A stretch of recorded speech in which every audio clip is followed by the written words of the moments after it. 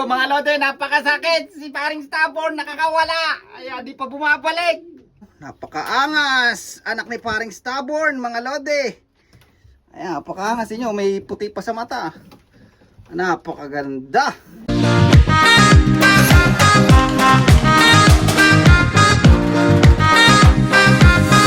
So yan mga kalapatids, nakita nyo na naman yung pagmumukha ko yan. For today's video mga lode, napakasakit. Si paring Stubborn nakakawala. Ay, di pa bumabalik.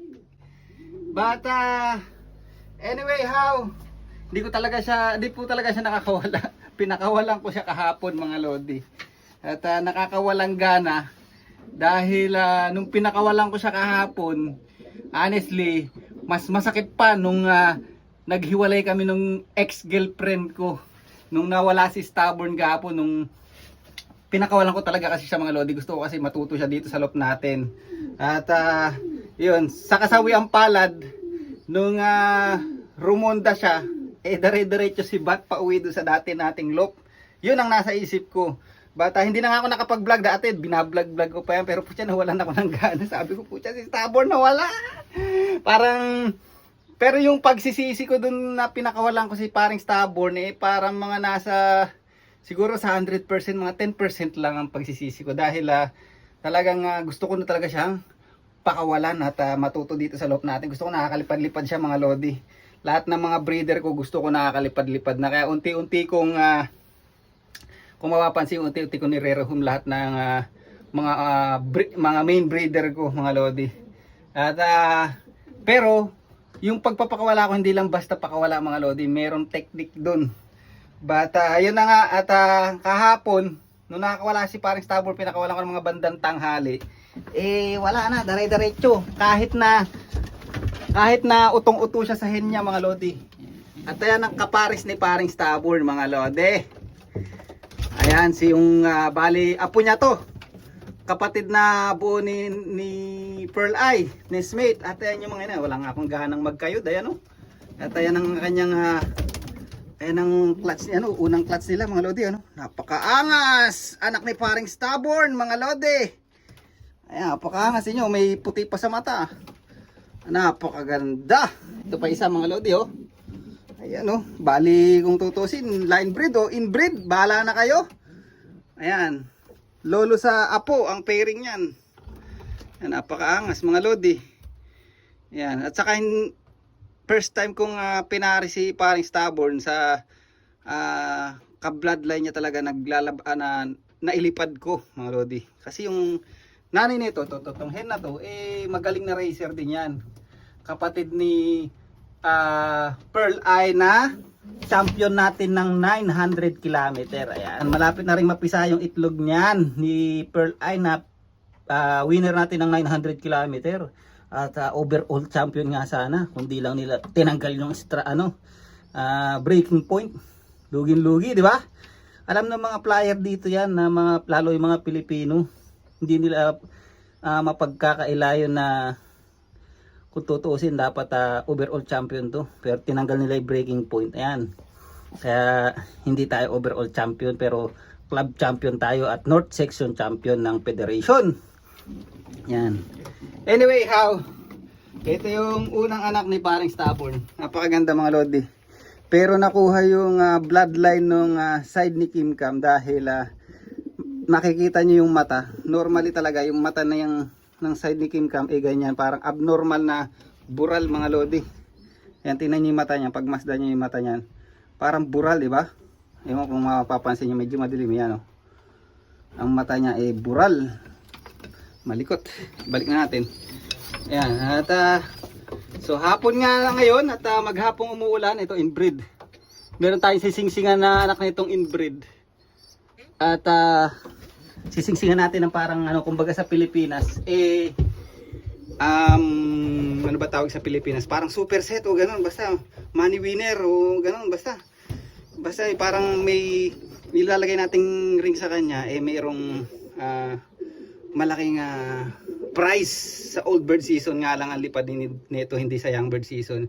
Kaya bumili ako ng ring nito kasi gusto ko yung race nito 700 km ang labanan. Dun sa 700 km, kung sino mauna sa 700 km dun ang mananalo. May laban-laban tayo kasi long distance eh. Ayan o, singleness pa. Bale, ito si 499 hen. Ito yung isa sa magaling na hen ko na ibinread ko agad. Mga lodi, hindi ko na nasubukan sa 900 km to, pero mas magaling to ako. Believe ako na mas magaling to kay Pearl Eye. Kaya tinan nyo, inuna ko na siyang itkinip at ibinread. So meron ako mga unang palabas nito, Mili. Unang itlog nito, first time mag-egg. Pucha, ang gaganda agad ng inanak, 2 Mili. So ito naman, singleness. Second clutch, mga lodi. Ewan ko kung anong magiging kulay. Oh. Mukhang blue bar na to. I'm not sure, but sisingsingan natin yan. Okay? At ayan, isang katutak na droppings para sa inyo mga lodi. Yan, pasensya na kayo. Hindi na ako nakapagayod kasi talagang nawalan ako ng gana nung pinakawalan ko hapon si Paris Taborn. Sana bumalik pa. Ayan, pero dito nakakayod na tayo. Mancha na lang yan. Doon na lang kayo rin kumamaya. Dry naman. Kaya lang kasi maulan. Ayan mga lodi, oh. Maulan. So kahapon, kahapon mga lodi, pumunta kami doon sa dati naming loop. Sa dati kong loop. At dinala ko yung kapares ni Paring Taborn sa kasi 499. Para ako nandun si Paring Taborn, mapalipad ko. Sa kasawi ang palad. Wala si Paring Taborn doon mga lodi. Pumunta ako doon mga siguro alas 7 na ng gabi. Pero maliwanag pa. Wala doon mga lodi. At palagay ko binabaybay niya na yung pabalik dito sa loop ko, or di ko alam kung ano nangyari. Basta wala siya doon sa loop. Good thing na wala siya doon. Ibig sabihin, babalik siya rito sa dati natin loop. At hindi ako masyadong kinakabahan, pero sana magpakita siya ngayong araw mga lodi. Ano? Ayan, umaga ngayon dito tayo sa, sa loop mga lodi. Maulan lang. Pero sana magpakita mamaya mga lodi. Yan. Alright. So balitaan ko na lang kayo mga lodi kung anong mangyayari kay Paring Taborn. Hindi ko na talaga na video, pero ayan. Joke lang. Hindi ko kayang magsinungaling. Hindi ko kayang magsinungaling mga lodi. Pakita ko niyo sa inyo si Paring Taborn mga lodi. Ayan mga lodi. Hindi ko kayang magsinungaling. Ayan. But andyan na si Paring Taborn. So yung mga kwento ko kanina, totoo yun na kahapon pinakawalan ko si Paring Taborn. Tanghali, maganda yung panahon. Kasi napansin ko, utong-uto na naman siya dito sa blue bar na to. Tapos may inakay siya doon. Sabi ko, pagkakataon ko na to, naturuan ko siya. Kasi pagkayari nito, pagka nag-itlog to, payayaya ko itlog nila, tapos ipaparis ko to sa 1,200 km na Federation Champion. Ipaparis ko si Paring Taborn. Ayan. Totoo yun, sa kasawi ang palad kahapon, talagang sumibat siya mga lodi, umalis. Hindi nagpakita. But kaninang umaga, mga around 10 ng umaga, siguro, mga 11 ng umaga. Kasi gabi na dito mga lodi, mag-alas 8 na ng gabi, maliwanag lang. At nagpakita si Loco mga lodi, nagdapo-dapo dyan sa mga bubong dito. Sabi ko, ayos. Tapos ngayon, pinakawalan ko tong kapares. Kaya lang ayaw niyang dumapo dito sa may bubong natin. Siguro nailang pa. Ngayon dumating si Boss Arnold kanina. Bibili kami ng patoka. Pagbalik ko, wala talaga siya sa loop pa rin. Sabi ko, paano na kaya ito? And then, yun, nung mga hapon na to, ayan, dumapo na sa may bubong. At nakita na tong kapares niya. Nagulat na lang ako nung pumasok ko sa loob ng bahay. Tapos mga bago ako matulog ng hapon, sinilip ko, nandito na sa loob ng loop. At salamat sa Diyos at nakauwi na si Paring Taborn mga lodi. Pucha, talaga itong ibon na to sa bloodline niya may mas mga magagaling na. May malalakas na talaga, mas malalakas sa kanya, pero kasi nasa atin yung puno, kailangan pa rin natin to si Paring Taborn, dahil kung kailangan nating mag-inbreed o ibalik sa kanya, katulad yan, yung pairing natin apo sa lolo. Ayan, maganda racer pa rin yan mga lodi. Re-race natin yan sa Old Bird. At pag minalas-malas sila mga lodi, ilipad ko sila sa Young Bird kasi ang Young Bird March pa naman ang umpisa. So ito na yung mga mas magaling din kay Paring Taborn to tong inbreed niya kasi naglabas to ng malakas na ibon. Ayan, mali lang talaga ako at nawala ko yung inangay niya.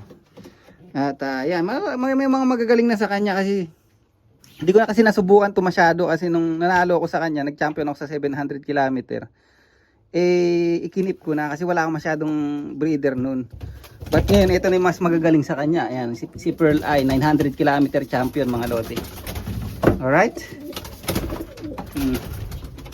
Ayan, baka kala nyo, binubullshit ko kayo, tinan yung pakakawalan ko. O ayan mga lodi.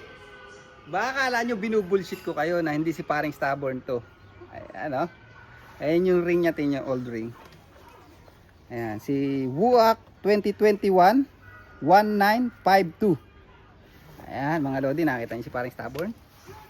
Tonto si Sexy Tari mga lodi. Nung sinabi kong nakakawala to kahapon, nung sabi ko mag-drive kami sa dati namin loop. Pucha, walang angal-angal. Talagang nag-drive kami. Ayan, so baka kala nyo binubullshit ko kayo kay paring stubborn. Ayan o, pakakawalan ko. Oh. Ay! Napakaangas! Ayan o. Ayun o. Poing! Success mga lodi, talagang nabunutan ako ng tinik. Ayan, makakalipad-lipad na siya kasi naniniwala ako na pagka nag-breed ka at yung ibon nakakalipad-lipad, mas healthy. At saka gusto ko kasi marami akong aalisin na ibon eh. Gusto ko magamit ko yung isa pang section dun at puro breeder lang talaga, lahat nakakalipad. At ayoko na nang may mga cage dyan na ano kasi nagagalit na yung nagka-camera. Yayarin ko na 'tong season na to, pag ayusin natin lahat yan. Alright! See you next vlog. Bye!